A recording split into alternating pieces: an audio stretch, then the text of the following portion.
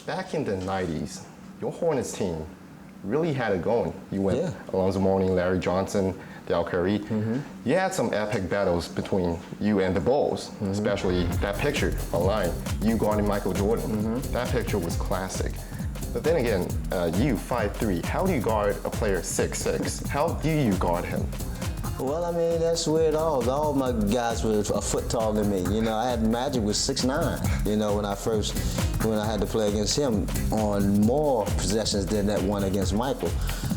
So, I mean, playing against taller players has been my motto all my life.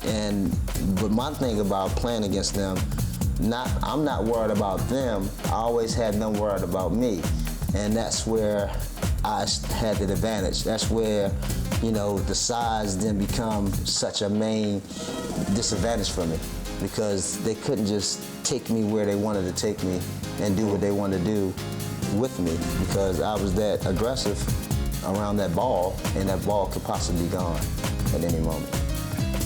Now, the reason I talk about MJ is because the people named Brian Yu wants to know your point of view on trash talk in games, mainly on the effect Michael Jordan had on you during the 1995 playoff matchup. Now that's a myth right there.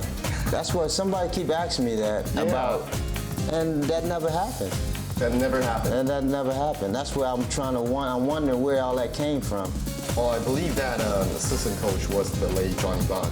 Johnny Buck, that's who they said. Yeah. Johnny Buck had said that, and Johnny Buck that came and coached us was with us, and but that's always a couple people asked me that, but I don't never remember that. Michael never mentioned anything to me about that. So I'm going to set the record straight here. So the story that Johnny Buck told the media was during the 1995 playoff, you guys were 2-2, which is also not true because you lost 1-3, right? Right. Yeah, and at the very crucial possession, you had the ball, and Michael was just standing there. He backed off, and he said some really, really mean stuff to you. And then you missed the shot. And later, a couple years later, you called Johnny Buck and told him that Michakel had destroyed your confidence for shooting. I called Johnny Buck? Yeah, that's the story. That's the story that... And Johnny Buck passed away? Yes, he did. Oh, man, that is so... I'm sad about that, but, you know, I can tell you 100% honestly, with God watching me, I never called Johnny Buck. I never had Johnny Buck's number. I never recall Michael Jordan mention anything about a shot, and anything about a shot for me.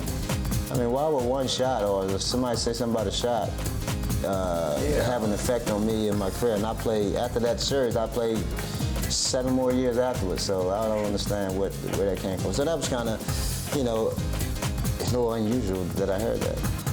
Oh, okay, last question. All jokes aside though, after a successful NBA career, now that you look back, what do you want you to be remembered by people other than being the shortest player ever?